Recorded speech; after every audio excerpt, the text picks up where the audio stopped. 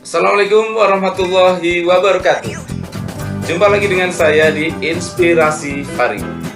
Siswa Inspirasi, kita akan belajar kembali dalam video pembelajaran bahasa Indonesia. Kali ini kita akan belajar tentang teks tanggapan. Materi ini ada pada kelas 9 semester kedua. Sudah siap? Yuk kita mulai tahap demi tahap pembelajaran tentang teks tanggapan. Pembelajaran kali ini menggunakan kompetensi dasar di 3.7, yaitu mengidentifikasi informasi berupa kritik, sanggahan, atau pujian dari teks tanggapan tentang lingkungan hidup, kondisi sosial, dan atau keragaman budaya yang didengar atau dibaca. Untuk mencapai kompetensi dasar ini, kalian harus menguasai indikator-indikatornya. Indikator yang ada pada teks ini saya bagi menjadi dua, yaitu indikator penunjang dan indikator kunci atau indikator inti. Indikator inti adalah indikator sasaran yang harus kalian kuasai. Sementara indikator penunjang adalah hal-hal yang harus kamu capai sebelum indikator itu tercapai. Indikator penunjang atau pendukungnya yaitu pertama, kalian harus mampu menyebutkan informasi berupa kritik, sanggahan, atau pujian. Kalian harus bisa membedakan kritik, sanggahan, atau pujian. Kemudian yang kedua, menentukan informasi berupa kritik, sanggahan, atau pujian. Kalau kalian sudah mengetahui tentang kritik, sanggahan, dan atau pujian, maka kalian bisa menentukan apa itu informasi berupa kritik, apakah itu informasi berupa sanggahan, ataukah itu informasi berupa pujian. Kalau kedua indikator ini sudah tercapai, maka kalian pasti akan mampu menguasai indikator kuncinya, yaitu mengidentifikasi informasi berupa kritik, sanggahan, atau pujian dari teks tanggapan. Baiklah, kita mulai satu demi satu bagian-bagian tersebut. Nah, saat kalian memberikan tanggapan, kita harus tahu dulu apa itu tanggapan. Tanggapan adalah respon kita terhadap sesuatu hal. Sesuatu hal itu pada pembahasan kali ini berupa hal-hal yang bersifat sosial, fenomena sosial, budaya, dan lain-lain seperti ada pada KD di awal. Saat kita mengomentari atau memberikan tanggapan, maka harus ada etika atau aturan mainnya. Aturan main atau etika saat kita memberikan tanggapan, yang pertama adalah faktual. Apa itu faktual? Faktual berarti yang kita sampaikan sesuai dengan fakta yang ada. Bukan hanya sekadar opini atau keinginan pendapat kita semata tanpa didasari hal-hal yang bersifat fakta. Jadi tanggapan harus faktual. Kemudian santun. Santun artinya menggunakan bahasa-bahasa yang baik. Ya, bahasa yang baik sebagai bahasa warga Indonesia, maka kita harus menggunakan bahasa yang baik dan benar. Kemudian logis. Alasan-alasan yang nanti kita sampaikan untuk memperkuat tanggapan yang kita berikan haruslah logis, masuk akal. Dan yang keempat yaitu tidak menyakitkan. Meskipun sesuai fakta, kemudian logis, juga diharapkan tidak menyakitkan lawan bicara kita. Jika hal-hal ini sudah kita terapkan, maka kalian sudah mampu memberikan tanggapan dengan etika yang benar. Lalu, materi selanjutnya adalah apa sih sebenarnya tadi kritikan, sanggahan, pujian, dan lain-lain. Yuk, kita mulai satu demi satu bagian-bagian tersebut. Ya, kita akan mempelajari bagian pertama, yaitu kritik atau kritikan. Mungkin pernah dengar apa itu kritik atau kritikan.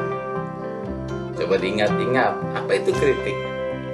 Ya, kritikan adalah pernyataan-pernyataan yang sifatnya negatif, celaan yang melihat kekurangan atau kelemahan seseorang atau pihak tertentu.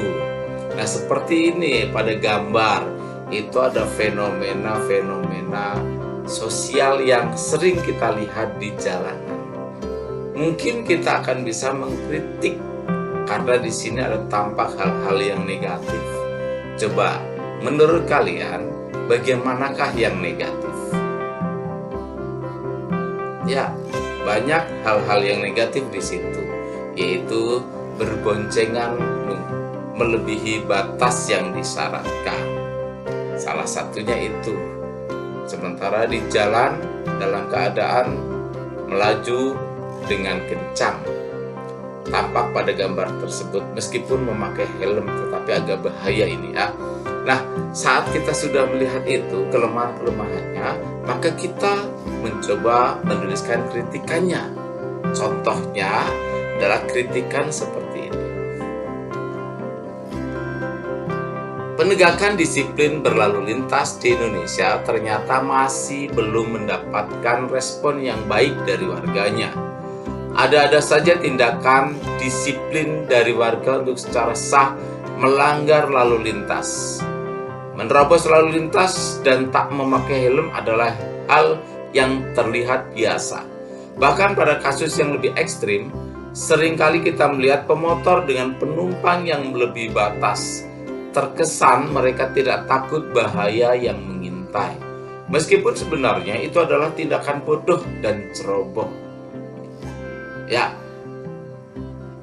teks kritikan ini merupakan salah satu perwujudan kritikan dari gambar yang ada pada slide ini. Kita lanjutkan ke bagian kedua. Masih dengan gambar itu, yaitu sanggahan. Apa itu sanggahan? Sanggahan adalah pernyataan yang berisi ketidaksetujuan terhadap suatu masalah atau pembicaraan. Nah, menurut kalian setuju tidak dengan keadaan seperti itu? Tadi sudah dikritik. Nah, kalian setuju tidak? Kalau tidak setuju, maka kalian akan memberikan sanggahan. Dalam memberikan sanggahan, mungkin akan diawali dengan saya tidak setuju dengan kondisi tersebut. Menurut saya, titik itu akan diisi dengan alasan kalian. Atau saya kurang sependapat dengan pernyataan tersebut. Pernyataan yang mana? Pernyataan yang tadi disampaikan dikritik mungkin. Menurut saya, menurut saya apa? Maka sampaikanlah alasan-alasannya. Ya, saya pikir sudah paham. Kita lanjutkan pada bagian ketiga, yaitu pujian. Pernah dipuji? Ya, semua orang pasti pernah dipuji dan pastinya senang saat mendapatkan pujian. Apa sih pujian? Pujian adalah pernyataan yang positif. Kebalikan dari kritik. Kalau kritik tadi pernyataan negatif, sekarang pujian adalah pernyataan yang positif, yang membesarkan hati orang atau pihak lain yang kita puji. Nah, seperti pada gambar ini. Gambar ini adalah orang yang menolong temannya yang terperosok di sebuah jembatan. Nah, kita bisa memuji dengan perilaku atau dengan kepedulian orang tersebut mau menolongnya. Nah, apa saja hal-hal baik, hal-hal positif yang tampak pada gambar tersebut? Coba kita pikir. Ya, banyak. Contohnya saat kita telah mendapatkan hal-hal baik tersebut, kita ungkapkan dalam bentuk paragraf pujian. Contohnya, sahabat merupakan satu kata sederhana yang memiliki makna dalam. Seorang sahabat dilahirkan dengan jiwa kemanusiaan yang tinggi terhadap partnernya. Mereka tidak bisa hidup sendiri. Tolong-menolong dalam segala hal tak bisa dilepaskan dari kehidupan manusia.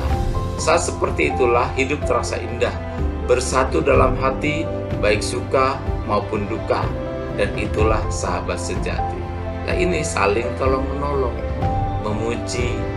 Kemudian di sini bersatu dalam hati, baik suka maupun duka. Ini yang sering sekali susah untuk didapatkan. Dan ternyata pada gambar ini menunjukkan bahwa dia adalah sahabat sejati karena mau berbagi susah dengan cara menolong.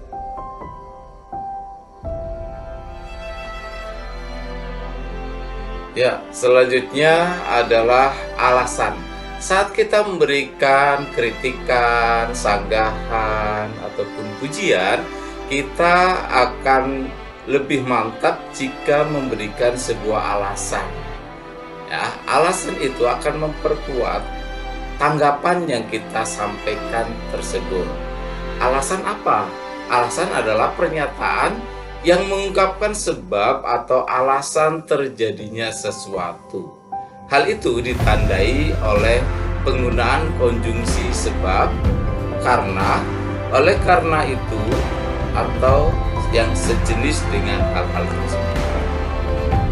Baiklah, kita mencoba memberikan sebuah contoh dari alasan.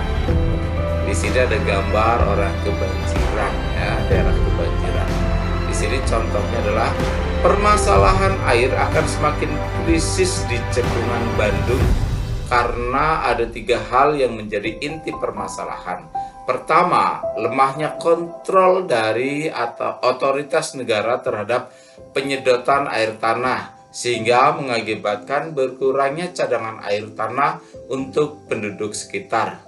Penyedotan air tanah tidak sebanding dengan pengisian ulang air tanah secara alami, disebabkan oleh kehancuran lingkungan di seputar Cekungan Bandung.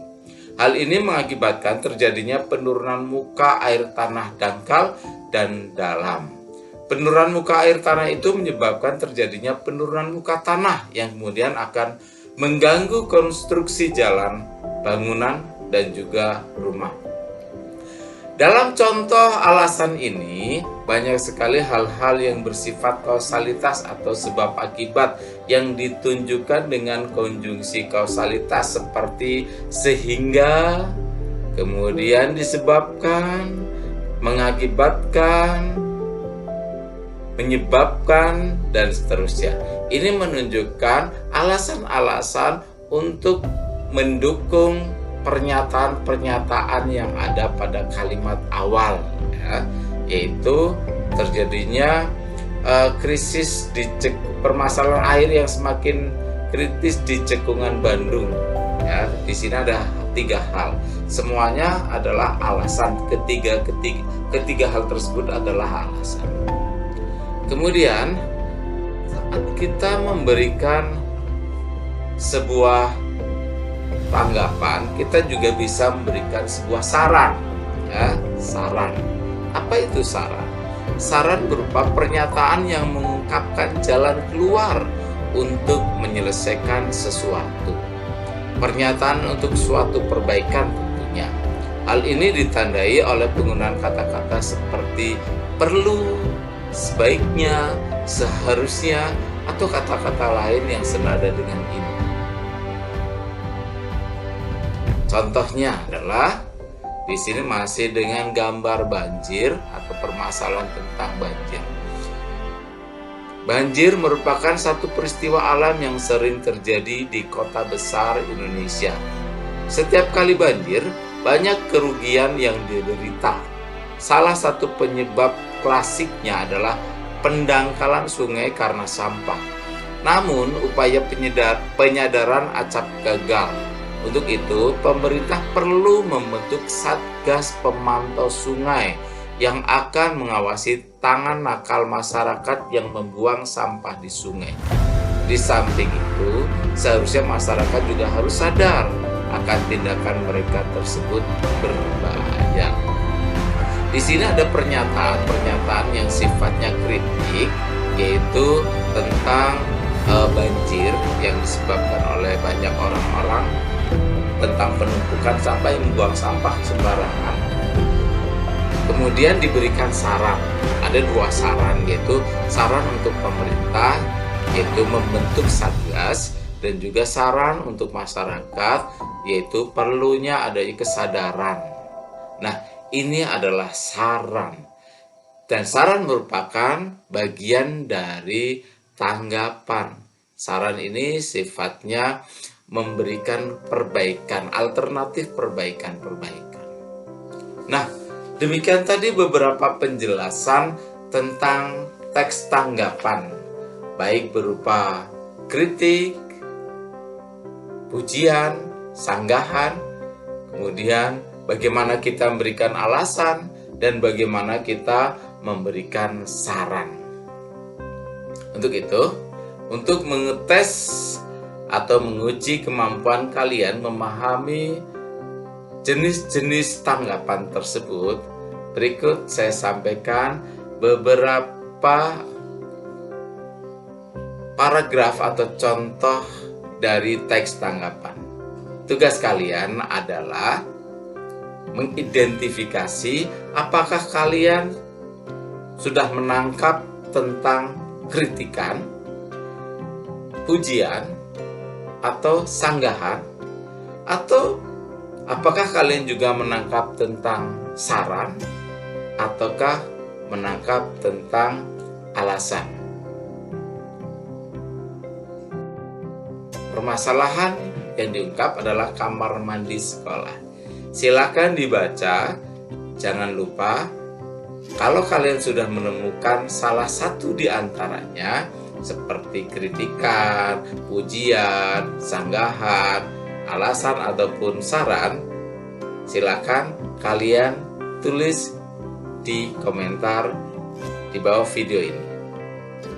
Silakan membaca dengan seksama dan menganalisis untuk memahami atau menguji kemampuan kalian memahami bagian-bagian dari teks tanggapan.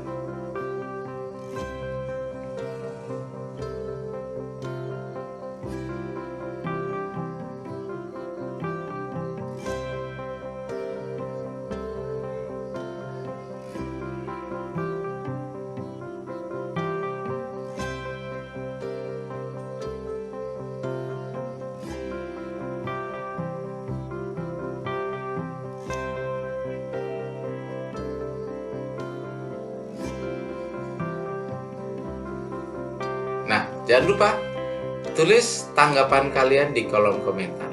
Ditunggu ya.